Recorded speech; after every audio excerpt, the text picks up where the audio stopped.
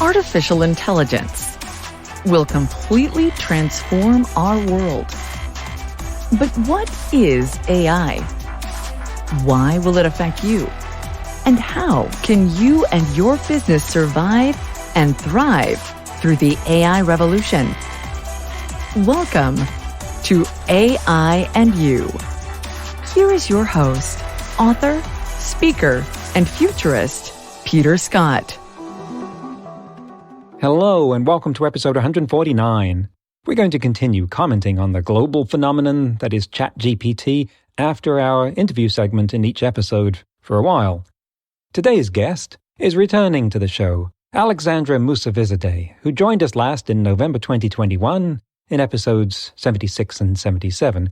Back then, we learned how she founded some important indexes, which is to say, rankings, measuring the performance of countries and companies on AI and disinformation. Well, now she has another one, the AI Adoption Index, curated by her new company, Evident Insights, where they call it the Evident AI Index, the first independent benchmark of AI maturity in business. They started with doing it for the banking sector, for reasons we'll hear in the interview, but plan to expand it to other sectors. Alexandra started at Moody's as a sovereign analyst covering Russia, Central Asia, and the Middle East, and then went to Morgan Stanley, later becoming CEO of ARC Ratings, a global emerging markets-based ratings agency, and then director of the Prosperity Index at the Legatum Institute. Most recently, she was a founding partner at Tortoise Media, where she ran Tortoise Intelligence, the index and data business. Here, she was the architect of the groundbreaking Global AI Index, which I mentioned earlier, the first benchmark to track the strength of national AI ecosystems. She holds a degree in economics, mathematics, and game theory from the University of Copenhagen. If you're thinking that ranking companies by their AI adoption rates sounds easy, maybe you've been watching too much American Idol. This is not like Simon Cowell hitting a buzzer. Listen in the interview for how much goes into those calculations and making them useful to customers of the index, which could be investors, which could be financial analysts, regulators or reporters, or could be developers or executives looking to make a career move. So let's get right into it. Alexandra, welcome back to the show. Peter, thank you so much for having me. I'm delighted to be back. So what's hot in AI in London right now? What's it like being in the center of the society there that's talking about AI? Give me an idea of the hot topics and buzz. Well, I don't think that AI has ever been spoken as much about in recent last many years as it is today. And it's a global debate that we're having, not only in the UK and the US, but across Europe, Middle East, and elsewhere in the world. The UK is caught up in the same things as you are in the States, with the release of ChatGPT and other large language models being released. And the big question is how businesses are going to be using them and for what, depending on what sector you're in. And of course, there's a big debate about what guardrails to put around these large language model platforms. And one of the big topics this week has, of course, you have seen, has been the call for pausing further research on ChatGPT type models for 6 months, which was a letter that has been signed by many who are worried about the long-term implications of AI in general, but large language models and deep learning in particular. So have asked for a pause or a moratorium on this research. So that is a big debate going on right now, both at a business level, but also at a policy and a regulatory level. What did you think about that letter? The press made a big deal of Elon Musk because his name was near the top, and of course it's Elon Musk, but it was signed by a lot of people that are very thoughtful players in this space that don't seek out the press and sensationalism. So I am interested in your take on the effects of that and perhaps some of the motivations. Yes, we've been thinking a lot about what was the motivations for Elon Musk. As we know, he supported and funded OpenAI in its early days, to then step back and be critical of the release of what essentially he initiated some years ago. That said, he has voiced concern about AI and sort of long-term implications of AI and questions around existential risk around AI and AGI in particular. So in that regard, not so surprised that he would be leading in the drafting of such a letter. There are a lot of people who have signed the letter, the great thinker Stuart Russell from Berkeley, Gary Marcus, among many others who I deeply respect their opinions of and know that they have for many years been voicing concern about AI in the long term, AI, AGI in particular, specifically with from Stuart Russell's perspective, the lack of understanding of what controls need to be in place in order to not create really big issues for humanity long term.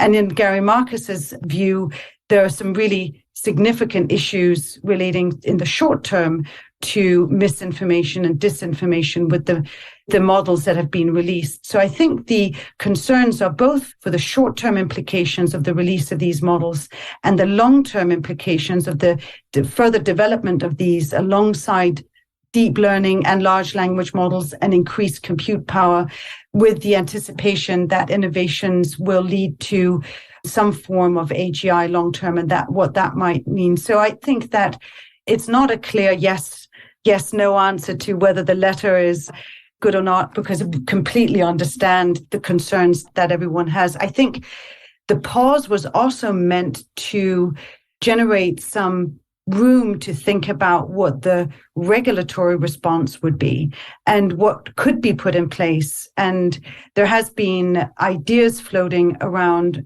on whether we should be setting up a global independent organization like the IAEA for nuclear development and disarmament, which I personally think is quite a good idea. And it's not to say that there are not a lot of efforts out there on the responsible AI side in terms of thinking through the principles that businesses and governments need to be signing up for in terms of explainability and fairness and bias and so on. There are lots of bodies that are trying to find solutions, but it's quite a fragmented space, a little bit like ESG was maybe 10 years ago, but it's still quite fragmented. So to have one body that pulls it together and sets in place some founding principles and guidelines that people should adhere to is not a bad idea. The question I have, though, is whether 6 months is enough. The other question that arises is whether, listen, if we in the Western world put a pause on this research and development, China is definitely not going to pause their research and development. So the question for us, I guess, is whether we do want to put that pause in and let the rest of the world keep developing it. Would we run the risk of falling behind?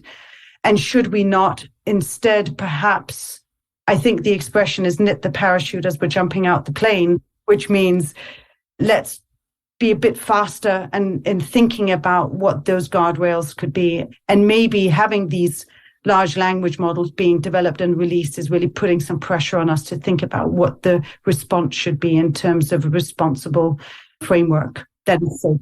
And it's a fascinating topic, and not even the reason that we are having this interview, but it's also an indication of how interesting a time it is when you have a document that's signed by both Elon Musk and Gary Marcus.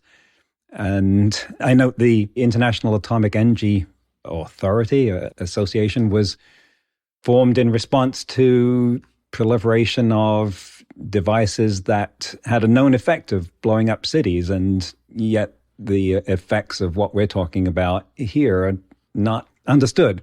This is not even a singularity type response. Anyway, so much that we could talk about here, but it's a pleasure to be talking to you today about how you're a serial indexer.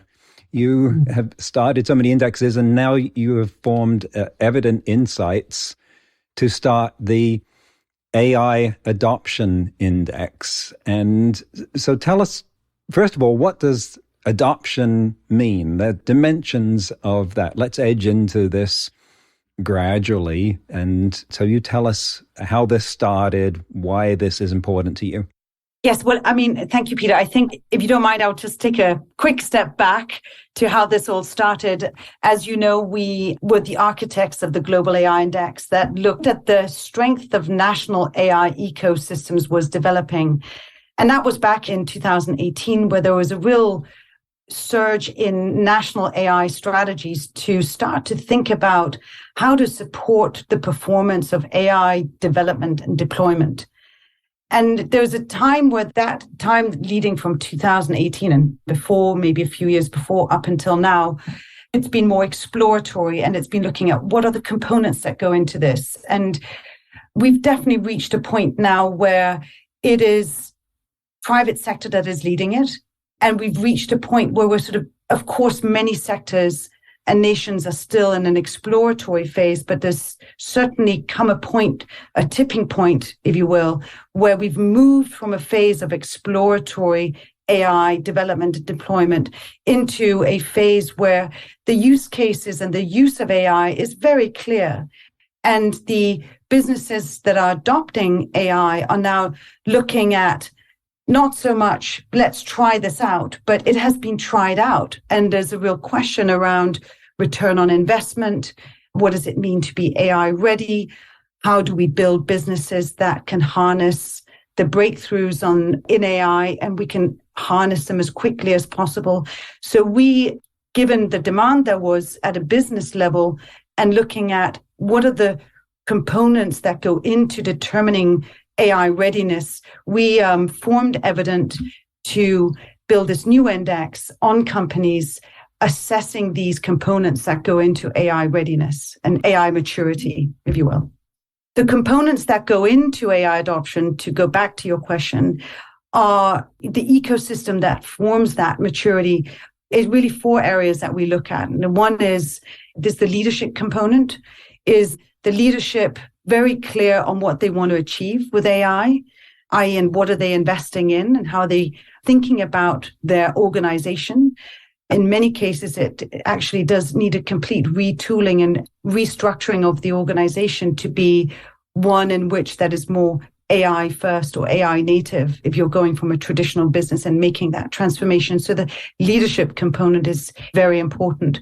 Then we look at the whole talent stack, all of the types of talent that go into AI development and deployment, and that we measure at a very granular level. We also look at innovation within a company, which means some will be focusing on developing in-house research capabilities. They might be doing that through research that they keep inside the company or produce and submit at conferences. We look at patents. We look at the citations of the research and the patents. We look at what companies are investing in and acquiring in terms of AI capabilities, AI companies that are absorbing in order to make their AI capabilities stronger. And then we also have a fourth pillar looking at responsible AI.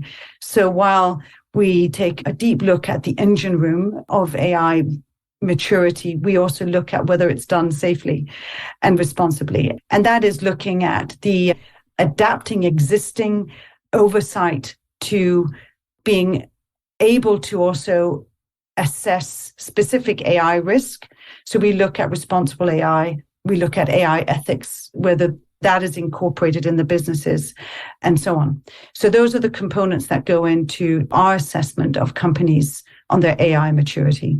And so, as you say, it's entering a new phase, and I want to get at what the use cases are for an index like this. If we were still in the initial startup, innovative phase of using AI, well, as a research effort in a company, then that would be an idea generated out of their R&D department, and it wouldn't be important to a company who else was doing that. They would be, let's look at this thing. But now, as you say, we've moved on. And so there must be some case for people being interested in what the other companies are doing in a space. And who uses an index like this and what is it useful for? Well, yes, again, to step back, we have created our initial index on banks. And the reason why we chose the banking sector to establish the first index is because, as I said before, they've been investing in AI for a long time. They also have an enormous wealth of customer data, and they have lots of different types of use cases that they've been able to test AI solutions on for a while. And while we are anticipating to go in and cover lots of different sectors and going from the 25 banks that we have in our initial index to maybe 2,000 companies that we'll have mapped in the next 4 to 5 years, we decided to start with banks for those reasons. They've invested for longer. They have a wealth of data. They have a number of use cases that they have tested and tried. So really a great sector to do the initial index on. And this is the first public benchmarking of banks on their AI maturity. It has previously been done by consultancies that would go in and use a survey approach and have the results anonymized. And so really looking at more sort of a general benchmark. But what we've gone out and done for the first time is actually rank the banks on their AI maturity in a public ranking. We have, and going back to your question on the use cases, which was also part of the reason why we chose the banking sector first, is that there are a number of use cases. And just to mention a few, where AI has been tested and tried for a number of years, is in fraud detection, is one that AI solutions has been used for many years. Also customer service.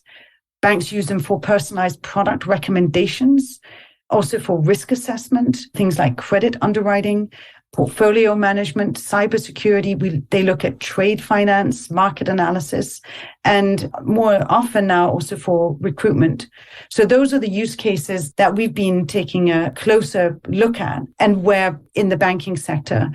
But the research that some banks have created a specific hub for is more general research to develop things that are more sort of at the cutting edge of the AI innovation space.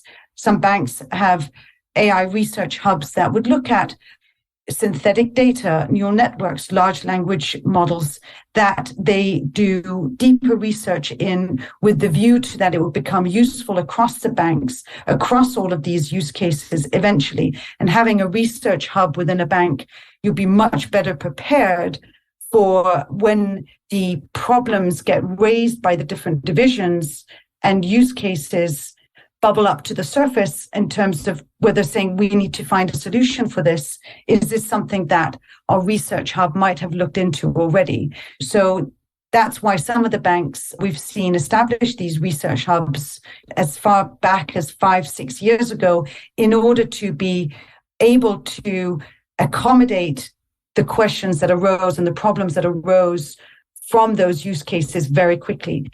Now, some banks go the other route, which is more of a bottom-up applied research route, and that means that it is the divisions and the use cases where they have research within and embedded in the divisions.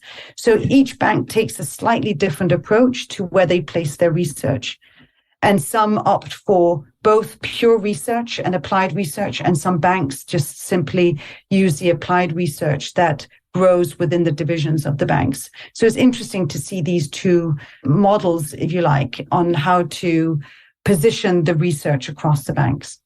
And I want to update my understanding of the maturity of the banking industry with respect to IT at this point, because it seemed to me that there was a dichotomy, and from what you're saying, maybe that's been superseded, that you had in the finance industry, on the one hand, very cutting edge investment bankers using quants and AI to do ultra-fast trading and prediction.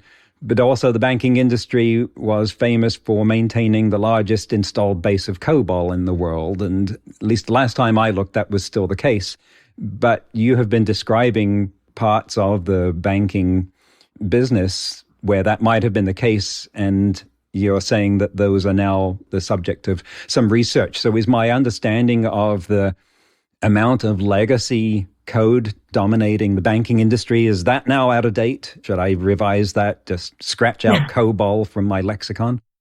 Yeah, on the trading side, there has been, as far back as the late 80s and early 90s, that has been using advanced mathematics and models to be, have very sophisticated quant teams within the banks has been the case. And really a lot of the sort of early adoption of AI have definitely been in those divisions. The thing is that today is really every single division is touched by AI. And that's the difference. It is everything, as I mentioned before, from customer service to loan models to efficiency gains from organizing your data better, then being able to use that for clients across many different divisions. So the change has been that now it's universal for the bank. Now it's not just in specific divisions where AI is being used. And essentially what we're seeing is that all of those divisions are going to receive an uplift from an understanding of how to use AI in these divisions. And I guess that is the change. Because if you didn't have a quant division in your bank, and you might not really think about AI for the sort of the future existence of the bank. But today, it really is a do or die question for the banks across, no matter what they focus on, whether they're pure retail banks or they're more on the investment banking side. So that's the shift. It's no matter what type of bank you are, you cannot avoid this question. So that's what we're seeing. Is there a tension in banks in terms of risk tolerance? A bank has to be risk averse where it comes to the security of its funds and its transactions, its data. But to be competitive, it has to take risks in some ways. So where do these conflict when it comes to AI adoption within banks? Well, banks are highly regulated and already have well-established risk monitoring systems within the banks that are monitored very, very closely, and even more so after the 2008 financial crisis. There are very well-established risk management systems. And it's not that easy to implement AI systems in a highly regulated sector, especially when it has something to do that touches customer data. So that means that you've got, I wouldn't say a hesitation, but it is any use of AI systems on customer data in particular is carefully vetted before it's implemented. But I think people listening might be still thinking, well, that regulation didn't stop Silicon Valley Bank from failing.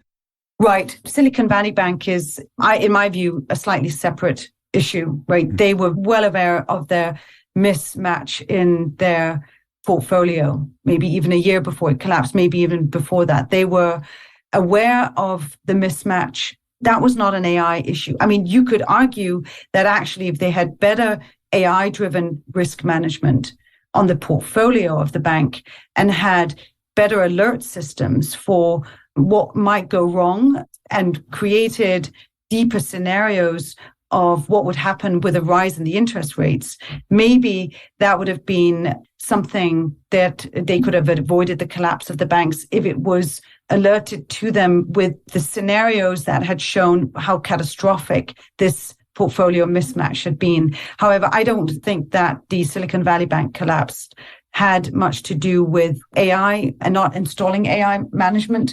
It was more to do with, I guess it was sort of a willingness to hope for the best and a lack of local regulation or regulators to really oversee what was going on in the accounts and the portfolio of the Silicon Valley Bank. Looking at the pillars of the index here and the results, what was interesting or surprising to you about the conclusions? Well, again, a quick step back. We decided that we were going to measure the biggest North American banks and European banks in our first iteration. That means that we didn't cover banks in Asia. So with that in mind, looking at how the rankings and the results of the index fell, it was really interesting to see that the top 10 were really dominated by North America. And in the top 10, I guess my biggest surprise was to see 2 Canadian banks in the top 10. And that was the Royal Bank of Canada and TD. And I couldn't help but think whether, it's driven in those particular cases by very visionary CEOs, a very deep understanding of the opportunity of AI. But also, I'm wondering whether the government's focus on, over the last 5 years, of supporting the private sector in commercializing AI and the AI adoption maturity of the businesses might have also been a factor. So that was sort of my initial. It was interesting to see 2 Canadian banks in the top 10.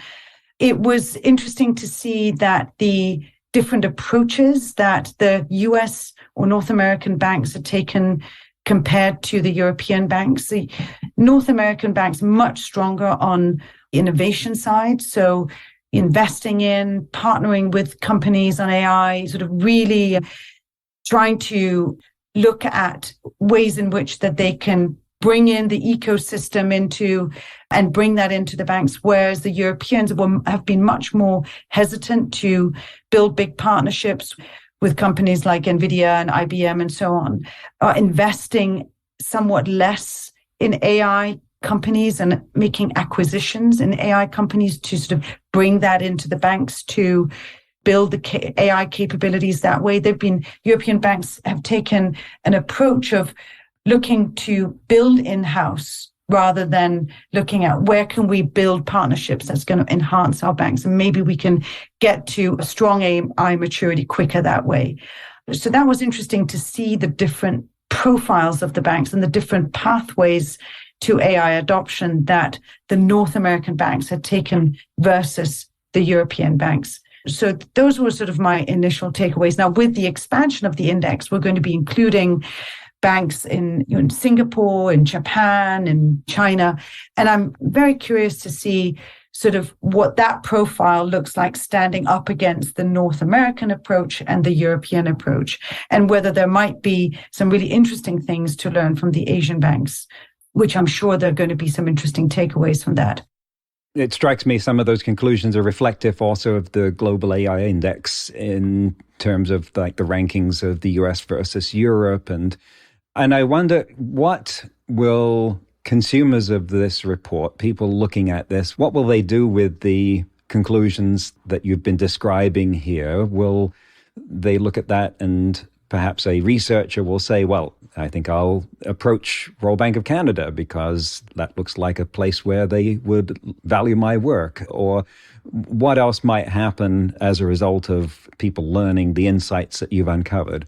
Well, I mean, the hope that we have with the index is that not only the companies on the index can take a very granular look at the profile of their banks when it comes to their AI approach and see whether it aligns with a conscious strategy and vision, and be able to refine and reflect and maybe update the AI strategies for the banks in the index, because there's a lot of detail and data that underpins the ultimate rankings of the banks. But it really is also a tool for those about to start an AI transition or build an AI strategy for the first time, because it really lays out all of the components of the areas that you need to be considering when looking at building a strong AI ecosystem for your bank or for your company more generally speaking.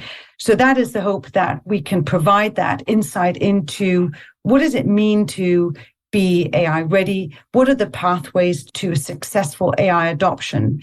And yes, there are also definitely those banks that are doing well in the index would also be able to take those results as a talent attraction tool, because there certainly is a war on talent right now between the tech startups and the big tech and other sectors other than banks. But banks themselves are also fighting for the same talent with the capabilities that are attractive to many sectors. And there are lots of interesting problems that AI talent can work on these days.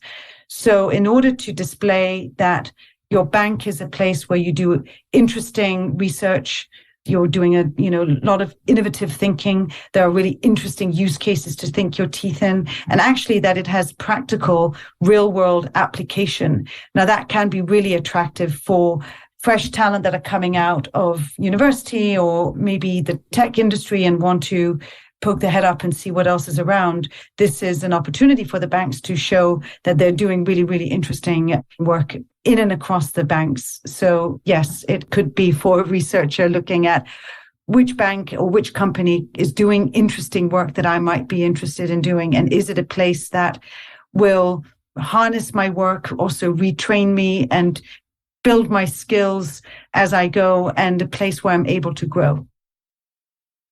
That's the end of the first half of the interview.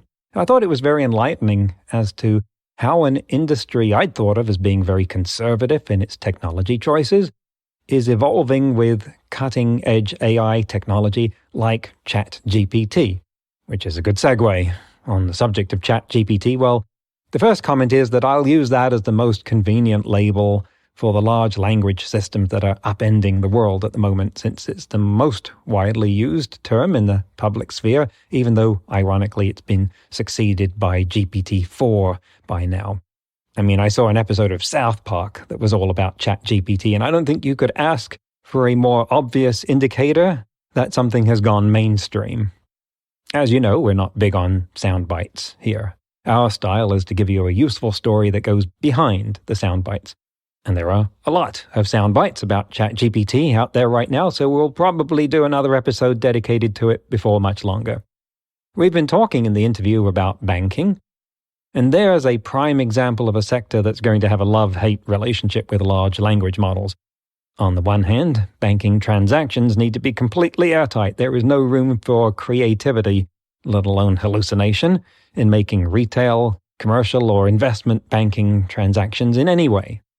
On the other hand, when it comes to customer service, marketing, and other content-generating functions, banking has as much potential as any other sector to leverage large language models. One of their own, Goldman Sachs, is extremely interested in the impact of large language models, and here's our news ripped from the headlines for this week, estimated that AI automation could affect up to 300 million jobs worldwide. Now, that doesn't mean 300 million people out of work. It means that Goldman decided that generative AI could substitute up to 1/4 of current work, which in aggregate multiplies out to 300 million full-time jobs, but in practice is going to mean a lot more people having some parts of their jobs automated, which may not impact their employability at all, but instead accelerate business and productivity. We had a similar discussion on the show about the Fry and Osborne 2013 study on the future of employment, which concluded that 47% of job tasks were at risk of automation. If this sounds like a uniformly negative analysis, consider the possibility that this automation could increase productivity to the point where it reverses a worldwide recession that we've been flirting with lately. Of course, that doesn't help you if you're worried that you'll be laid off. But unless you're writing headlines for BuzzFeed, that's not a sizable threat at the moment.